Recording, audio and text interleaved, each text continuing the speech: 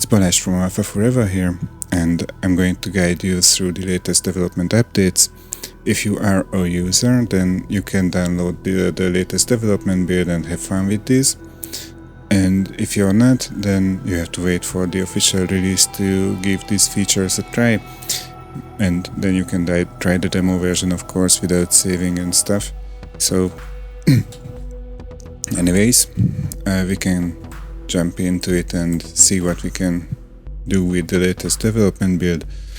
And as you can see, and you probably have seen this on the latest noding videos, things that are not connected are dark. So if something's not connected to the audio output, then it's not processed, and you have to know what is processed and not, and this is a nice UI feature. So if you create the audio outputs, then you instantly see that these are processed, and it's a nice feature. The next feature is that we had horizontal alignment until now with the left and right mouse cursor buttons on the keyboard, but now we can also align vertically with the up and down arrows, which is pretty useful again. So you can see that I was able to arrange these guys in no time, so it's a good feature. I like it. This is a nice little UI trick again, and we have this designer here, and if we go inside, then we have now a small animation that shows that we are going into a designer, and this is extremely useful if we have more designers. Not extremely, but it's easier to follow. So you see where I go in and where I came from. Probably it makes more sense in videos that I post, but it's easier to follow when someone works this way, so I think it's nice. The next thing is it's both a quality and a speed improvement. The wavetable oscillator became twice as fast as it was, and we got a lot of aliasing noise reduced. Anyways, we can reduce it further, so we will work further on this, but for the time being it's already better and twice as fast, so this should be a good news. For the other part, we have to go into plugin doctor because of we fixed the all-pass filter. It didn't behave like this, so this is the phase response and this is the frequency response. As you can see, whatever I do in the feedback with the zero delay, so it's on zero delay, this is the way to test an all-pass filter. The spectrum is on unity gain, whatever I do, but the phase is behaving the way it should, as you can see. So this is a nice little all-pass filter. And so this is good news, it didn't work as it should have.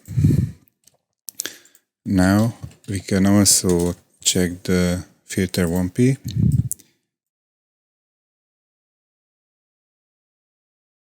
And this changed as well.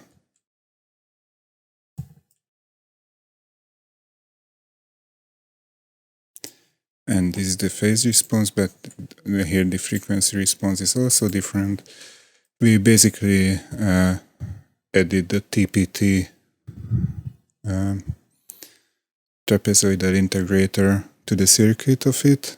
So it's now a ZDF delay, zero delay filter.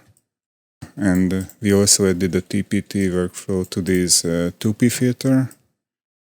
So as you can see, it works nice, and the scaling and everything is the same, but the 2P filter does not use now oversampling.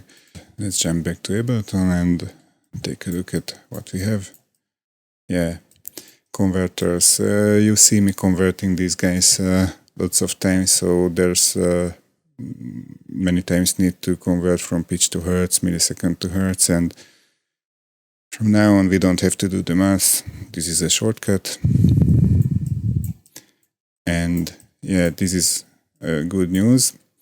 Finally, we have a trigger output on the MIDI note node, which is pretty useful because there's lots of cases when I multiply the gate and by its change.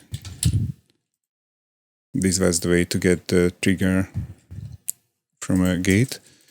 But there is cases when this does not work. So if someone writes a baseline like this, then the gate is constantly 1, while the trigger input gets the different note on triggers. So this way you can do with you can also change the gate by multiplying it by an inverted trigger, and this way you have a gate that's responding to all these note changes. And this was only a thing in the effect mode, because in polyphonic mode this was not an issue. But now we have a workaround, and this way we can also do legato stuff, and we can also do these triggers, which is nice. And this was requested, and this was also needed. And the final big thing we have, a part of minor